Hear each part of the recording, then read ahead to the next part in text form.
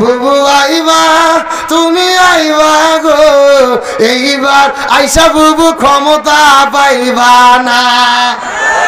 রাত 12:30 বাজে দেয়ার চলতিতে ডিজিটাল সরকার ডিজিটাল ও অজ হবে ডিজিটাল। যারা জবান খুলবে না মনে করবেন ওই গ্রুপের লোক।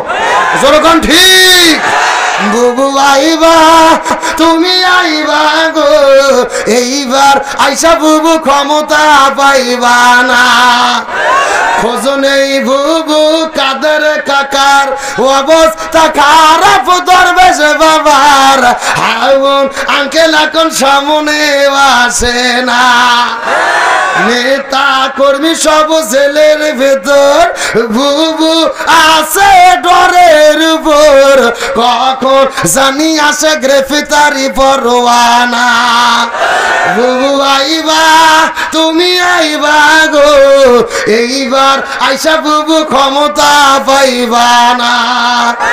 বয়স তোমার 80 বছর, ডাকছে বুবু তোমায় কবর, দাফন হবে কোথায় সেইটা ভাবলা না।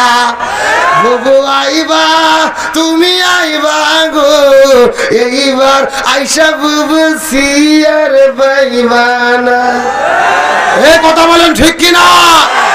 আল্লাহর কোরআন বলেছে কুতিবা আলাইকুমুল কিসাস, জীবনের পরিবর্তে জীবন, হাতের পরিবর্তে হাত, পায়ের পরিবর্তে পা, চোখের পরিবর্তে চোখ।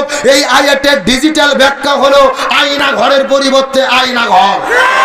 ডক্টর ইউনূসের সরকারকে বলবো, এই স্বৈরাচার দোসরের যত এমপি মন্ত্রী গ্রেফতার হয়েছে এদের জেলে রেখে জামাই আদর করলে হবে না, বিচার চলাকালীন অবস্থায় এদেরকে আয়না ঘরে বন্দি করে রাখতে হবে। আলোচনা কি চলবে?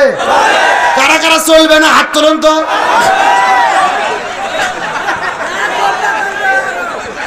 এই হলো হুজুরে বাঙালি, যাই বলে আইরে তারই সাথে যাই রে বোঝা শোনা। এ সত্য সত্য শেষ পর্যন্ত কারা কারা চলবে হাত তোলেন তো দেখি। হ্যাঁ সবাই সবাই মুরব্বি মুরব্বি, হ্যাঁ সবাই একটু গলা কাকে দান থেকে লিল্লাহে তাকবীর, আল কোরআনের আলো, আল হাদিসের আলো,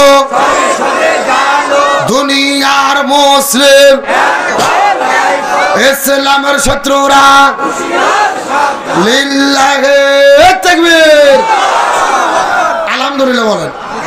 আপনারা হাত তুলে কিন্তু ওয়াদা করলেন শেষ পর্যন্ত থাকবেন। এখন না থেকে যদি উঠে চলে যান, ওয়াদা ভঙ্গ করা কিসের লক্ষণ? আপনারা কি মুনাফিক হতে চান? মুনাফিক হতে চান কি চান না এটা মুনাজাতের আগে বোঝা যাবে। জোরে বলেন কিসের আগে? মোনাজাতের আগ পর্যন্ত দেখেন কারা কারা উঠে উঠে চলে যায়। যারা যারা উঠে যাবে মনে করবেন ওই গ্রুপের লোক। আল্লাহ তাআলা আমাদের শেষ পর্যন্ত থাকার তৌফিক দান করুক বলে আমিন।